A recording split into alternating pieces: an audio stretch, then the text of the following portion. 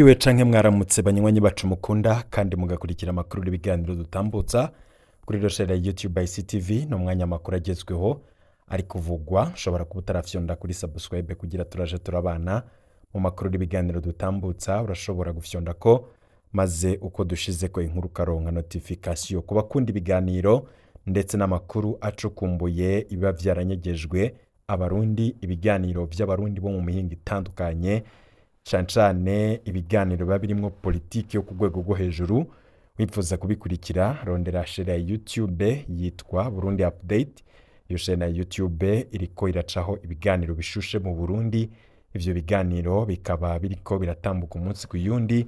Ni ibiganiro wumviriza ufise umwanya uhagije kubera ko ni ibiganiro birebire kandi birimo amakuru atari make, wumva ivyumviro bitandukanye by'abarundi ndetse n'abakurikiranira hagufi vya politike y'akarere muri rusangi. Vyose rero ntandi ubisanga atari kuri share ya YouTube ya Burundi Update. Ushobora kunyura muri link iri muri description y'ino video canke se muri commentaire maze ukamenya vyinshi kubivugirwa kuri iyo share ya YouTube Burundi Update. Mwese ndabaha ikaze mwari no sango ryano makuru. Ibintu ntivyoroshe mu Burundi. Icegeranyo c'Ibanki ya Afrika cerekanye ko Perezida Ndayishimiye asa n'utabona yava niyaja. Ibanki ya Afrika y'iterambere BAD ikabiherutse gusohora urutonde rwerekana igihagararo ca buri gihugu ca Afrika mu bijanye n'amahinguriro. Icigwa cakozwe cisunze uko ibihugu 54 vya Afrika vyifashe mu mahinguriro hagati y'umwaka w'ibihumbi 2010 ndetse no mwaka w'ibihumbi 2024. Ivyashizwe ahabona n'ico cigwa ntibihumuriza ku gihugu c'u Burundi kuko icigwa cerekana ko Uburundi buza mu bihugu bitanu vya nyuma, aho gifise ikibanza ca gatatu uva inyuma. Uburundi bukaba bukurikirwa na Sudani y'Epfo, hagakurikira Sao Tome. Tukaba two kwibutsa ko no mu vyegeranyo vyerekana uko ibihugu bihagaze mu vy'ubutunzi kw'isi, Burundi bwama bukurikirana na Sudani y'Epfo, igihugu gikenye cane mw'isi. Wihweje uko urutonde rwubatse biragaragara ko mu bihugu 10 vya nyuma hagaragaramwo Uburundi na Sudani y'Epfo.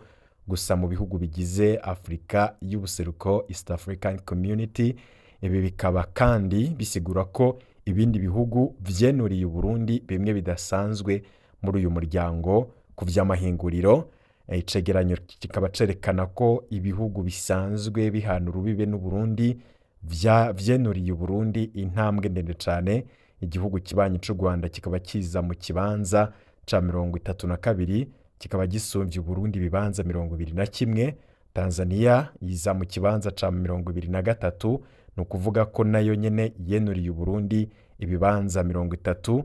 Repubulika Iharanira Demokarasi ya Kongo iza mu kibanza ca 13, bisobanura ko Kongo nayo yenuriye Uburundi ibibanza 40 vyose. Igihugu ca Kenya nico kiza mu kibanza ca mbere mu bihugu bigize East African Community mu kibanza ca 11, bikaba bisigura ko gisumvye Uburundi ibibanza 42.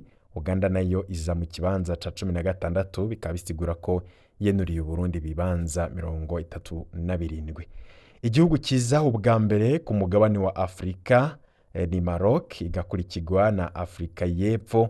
Na ibihugu 10 vya mbere bikurikirana uko bikurikirana ni ukuvuga harimwo igihugu ca Maroc, Afrique du Sud, Egypt ndetse na Tunisia, hagakurikira Maurice, hagakurikira igihugu ca Algerie, Eswatini, Senegal, Namibia ndetse na Cote d'Ivoire.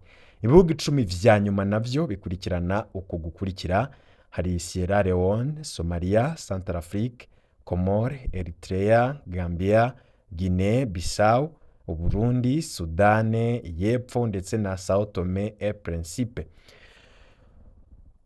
Ibi bintu birerekana uko mu vy'ukuri Perezida Ndayishimiye iriko araririmba iterambere, ariko vyegeranyo vyose ko bibibona gihavuga ko Uburundi buri mu nzira y'iterambere. Ubuhoho yatanguye kuzunguruka ibinyamakuru vyigenga agenda aravuga ivyo yakoze, ariko benshi bakavuga bati uwo mukuru w'igihugu ariko arata umwanya ku busa. Ariko nanone utaratembera yibaza ngo iwabo niho bacumba bunini. ibi bikaba vyerekana ko Uburundi bugeze ahatemba igihagararo Uburundi bufise mu vy'amahinguriro kirateye isoni haba mu karere ka Afurika y'ubuseruko eka ndetse no muri Afurika nzima kuko Uburundi ni ubwa nyuma. Ivyo bikaba biruko mu gihe umukuru w'igihugu Evariste Ndayishimiye amaze imyaka yaba 4 yemereye igihugu c'Uburundi ko mu myaka y'ibihumbi 2040 kizaba ari igihugu cifashe, ariko aho gutera aje imbere ahubwo ibintu bikaba biriko birayangara kuko n'ivyo igihugu cari gifise biriko birayonga. Yamara Ndayishimiye wewe mu mvugo avuga ko ibintu vyifashe neza, ntawe ataniye n'umwana yibwira ko nyina ari we acumba bunini kubera kumbure aba ataratembera amenye ko ahandi vyifashe. Abahinga baravuga ko igihugu kitagira amahinguriro kiba kidashobora gutera imbere na gato kuko amahinguriro ni karahara mu ruganda ntibacura. Ahatagira amahinguriro bisobanura ko ibintu vyose bija kurangurwa hanze y'igihugu. Ibi bikaba rero bituma ibintu bizimba cane ku isoko. Kuba rero Uburundi butagira amahinguriro, Ndayishimiye wewe abibona nk'akunguko kuko wewe avuga ko kuba umufuko we ufise amafaranga ari ikimenyetso ko Burundi buhagaze neza mu vy'ubutunzi. Turiko turavuga ku ruhara rw'amahinguriro, imbonerakure zikaba zitaratembera, zimwe muri zo inyinshi ntiziratembera, zica zitukana zivuga ko twogenda kubaho tuvuga ko hari amahinguriro, ariko ikibazo gisigara giteye agahinda kuko bisa nuko ubutegetsi bwa CNDD-FDD butigeze bwiyumvira guha agaciro ivy'amahinguriro mu myaka 21 bamaze bategeka igihugu. Ubu bikaba bigezaho n'amahinguriro yari yarashinzwe ku ntwaro ya Bagaza ariko aratembagara atacamira, ariko aratemba atacamira. Perezida Ndayishimiye ubwiwe mu kiganiro aherutse gutanga arivugiye ko hageze aho Burundi bwashora isukari hanze, Susumo itarapfa. Ubuho rero vyarayangaye, ikiro c'isukari kirya mugabo kigasiba undi mu Burundi. Ubutegetsi bwa CNDD-FDD aho kwitaho iki gisata gihambaye babandanya gusinziriza abarundi mu bikorane vy'amasengesho ndetse no kubizeza ko igihugu kiziga urukiza mu bukwavu ndetse n'amavoka yo muri 2029. Aya mavoka Nkurunziza nawe nyene akaba yarayaririmbye inoti ashira kuw'inyuma ngo agiye gutera amavoka, yamara yarinze ashengera adashize mu ngiro uyu mugambi nyuma y'imyaka 15. Irya mbona kazoze yo muri 2040 ntishobora gushikwako mu gihe Uburundi butagira amahinguriro. Ndayishimiye we asa n'uwatanguye guheba kuvuga ko ivya 2040 kubera abona ko hasa nahegereje. Ubu rero aririmba 2060 kuko azi neza ko azohashika kugihamana kuko imyaka 92 ntishikanwa na bose. Aho rero aboneye ko imbona kazoza yamutaye kuwa amazi. Ubu Ndayishimiye atanguye kwigovyora ko atwaye akanya gato ngo mu mwaka umwe ntiyoba arakora ikintu kiboneka. Ariko nahavuga uko mugenzi we Ibrahim Traoré wo muri Burkina Faso ariko arabishobora kandi batanguriye rimwe muri 2022.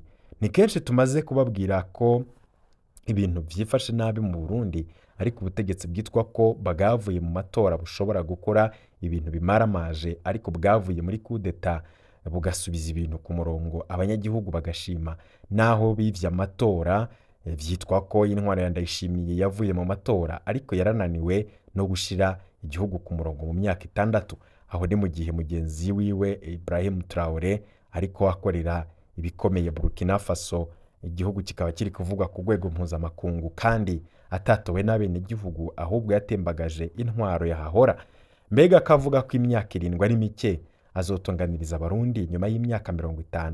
Ni igiki Burkina Faso isumbije Uburundi ku buryo bageze ku ntambwe ishimishije mu myaka idashika 4 inyuma ya kudeta. Ndayishimiye ntiyarakwiye kubandanya arongora igihugu kuko biragaragara nk'uko avyivugira ko babimuhaditse ko ibintu atari rwiwe, ibintu atarabishoboye, kandi ko rwose ibi bintu nk'uko avyivugira atari ingabirano yiwe, kuko burya ugutwara igihugu bisaba ingabirano ndetse n'ubuhinga umuntu aba yarakuye mu ishure ndetse n'ubundi aba yaravukanye.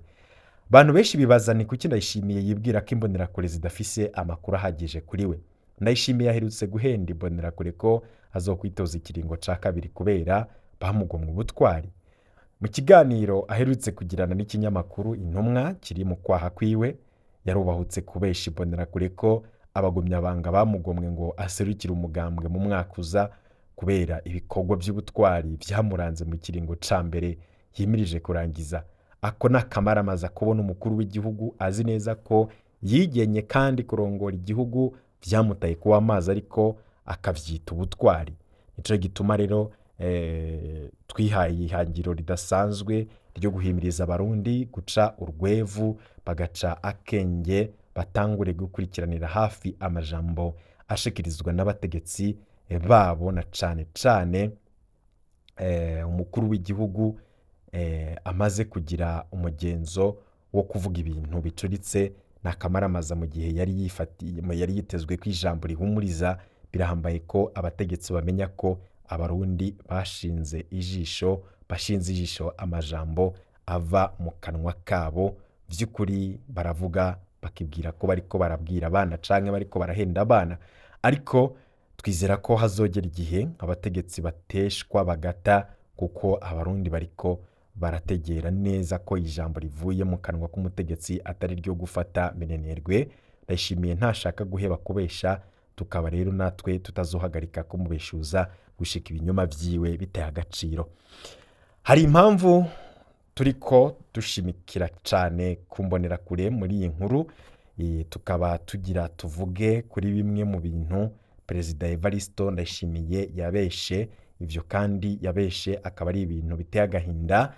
Perezida Evariste Ndayishimiye gituma dushimikira cane kuri izo mbonerakure zo mu mugambwe CNDD-FDD nuko Perezida Ndayishimiye yavuze ko bamwugomwe ubutwari. Ico bikoze ababikurikirana hagufi bakavuga ko umukuru w'igihugu nawe bwiwe azi neza ko ivyo avuga ari ibinyoma vyambaye ubusa. Imbonerakure zari zitegetswe kwicara zigakurikiranira aho ikiganiro cariko kiratangirwa. Ubu rero ibi ntibimenyerewe cane ko abanyagihugu batumirwa gukurikirana ikiganiro kibiriraho aho umukuru w'igihugu ariko aragitangira mu buryo bwiyaguye ku mumenyesha makuru umwe. Impamvu rero turiko dushimikira cane ku mbonerakure muri ino nkuru nuko igihe abenshi bibwira ko ikiganiro vyitwa ko cari kigenewe abarundi, tubibutse ko mu mwanya umukuru w'igihugu yariko aragitanga ikiganiro ku cicaro ca CNDD-FDD mu Ngagara, izo mbonerakure nazo zari zategetswe kwicara zikurikiye ico kiganiro. Ikiganiro Ndayishimiye yagitanguye mu biro bikuru vya CNDD-FDD, niho yagitangiye agitanga yambaye umwambaro wa CNDD-FDD. Yongera abazwa n'umumenyesha makuru asanzwe ajejwe kumenyesha makuru muri CNDD-FDD. No kuvuga ko Ndayishimiye atatanze ikiganiro nk'umukuru w'igihugu, ahubwo yatanze nk'uruta abandi bose mu mugambwe CNDD-FDD. Nico gituma rero dufata ko ivyo yahavugiye vyose bwari ubutumwa ahanini bugenewe abanywanyi ba CNDD-FDD, na cane cane imbonerakure ndetse n'imbonerakure kazi arizo bakunda kwita abakenyera rugamba. Kari akaryo keza kuri Ndayishimiye ko kugerageza gufuta mu mitwe y'imbonerakure amakuru y'ukuri bafise ku ntege nke za Perezida Evariste Ndayishimiye, umukuru w'igihugu c'u Burundi. Twavuga ko Ndayishimiye yasa n'uwuriko aratakaza umwanya, kuko imbonerakure n'abahungu n'abagabo bazi ubwenge kurya abaziga siko bari, kurya abaziga siko bari. Imbonerakure zibayeho nk'abandi barundi bose. Hari zitunzwe n'uburimyi, ziribwa udufaranga, hamwe n'abaseneri batunzwe n'uburimyi bose bakaburira hamwe udufaranga twabo ndetse n'ifumbire ntibabone n'urutete. Mu mbonerakure zariko zumviriza ico kiganiro kibiriraho harimwo izaje ziva kure kandi zihashika n'amaguru, zikaba zari zihangayikishijwe n'ingene ziza gushika mu mihana n'amaguru kubera igitoro cabuze mu gihugu. Ivyo iyo isukari ibuze, umukenyezi n'uducuko tw'imbonerakure bayiburira hamwe, ndetse n'abandi barundi bose. Ibiciro vy'ibiribwa biduze ku isoko, ntibica bigabanywa imbonerakure ije gusuma imbonerakure nazo rero ziranyuruzwa kandi zikicwa. Imbonerakure nazo birashika zigapfungirwa ubusa kandi zigacirwa urubanza rwa ngondagonde. Urugero rwa hafi ni Desire Uwamahoro na akarorero rwose keza. Harya rero intwaro yubahuka igapfunga kandi ikagumiza mu munyororo umusazi nka Christian Butoyi, imbonerakure zirayitinya rwose. Imbonerakure zumvise ko bakizigenza babo Ndayishimiye, Nkurunziza, Bunyoni basigaye bicana bahanya amashano kandi bakabandanya guhigana bukware bakoresheje amangetengete y'abapfumu, zica zibona ko zakurikiye ubwije. Aha ntaco rero tuvuze ku busuma bukorwa n'abategetsi aho bihagira ivy'igihugu bakabigira ivyabo. Ivyo byose ni ibintu imbonerakure zizi neza cane. Nta kiganiro cofuta aya makuru yose mu mitwe y'imbonerakure kuko aya makuru zisanganywe afise uburemere gusumba ibinyoma Ndayishimiye avugira mu kiganiro. Umumenyeshamakuru Doriane yabajije Ndayishimiye uko yakiriye igenwa ryiwe mu matora yimirije, yongera amubaza ko yari avyiteze. Ndayishimiye yaciye aja ku muriri atangura kwitera amashurwe. Umukuru w'igihugu yavuze ati ko banyizeye bakanshira imbere, ni ukuvuga ko ivyiza nakoze biruta ivyo ntashoboye gukora. Ndayishimiye yabandanije avuga ko abagumyabanga mu kumugena batoye uwo bazi kuko ngo amaze igihe ariko arakora. Kubwiwe ngo bisobanura ko abamugenye bashimye ivyo akora, akaba rero bashaka ko abandaniriza aho agejeje. Ni kuki Ndayishimiye afata imbonerakure nk'uko atabwenge zifise vy'ukuri? Kuba Ndayishimiye yarubahutse akabwira imbonerakure ko abagumyabanga bamuhisemwo ngo aserukire umugambwe mu mwaka uza kubera ibikorwa vy'ubuhizi, ako ni agasuzuguro kamwe kabi cane. Burya ico Ndayishimiye atazi nuko imbonerakure ziva mu mihingo yose igize igihugu zifise amakuru yose amwerekeye. Imbonerakure zirazi ko Ndayishimiye ari umukuru w'igihugu akerebutse ku rurimi mu kuvuga ibigoramye kandi akaba n'umuntu atazi gufata ingingo ku kintu na kimwe. Nk'abandi barundi bose imbonerakure zirazi ko Ndayishimiye atacaguwe n'abagumyabanga ahubwo asa n'uwigenye. Ndazi ko imbonerakure zizi neza icatumye Ndayishimiye yihutisha kwigena hasigaye umwaka ngo amatora abe, ko yariko atanguranwa n'intwazangabo mu gisirikare. Ndayishimiye yaraharuye arabona ko mu gisoda bazogwanya ko yitoza irigira kabiri. Ingufu z'abasirikare arazi ko na Nkurunziza zamubujije kwitoza muri 2020 zongera ziramwankira ko agena Pascal Nyabenda ngo aba ari we yitoza muri 2020. Imbonerakure muri zo turazi ko naho zitovugira hejuru nazo zitemera Ndayishimiye kuko ibintu vyose mu gihugu vyamutaye kwa amazi. Imbonerakure zirazi ko igisata c'ubutunzi camunaniye bimwe biteye isoni. Igisata c'umutekano kigezaho umwansi ashaka. Imbonerakure zirazi iyo zigenzi zazo zija kubonera muri Kongo kuko zipfuye zica zizikwa iyo mu mashamba yo muri Kongo, imiryango yazo ikabwirwa ko wabo atakiriho ariko bakabuzwa kubitangaza canke kugandara. Ndayishimiye wewe abonye imbonerakure zashajije mu mwambaro wa CNDD-FDD yibwira ko zitagira nubwo kurahura, ariko yamara vyose zibifise kumuzirikanye. Zirazi neza ko igihugu caguye mu kaga.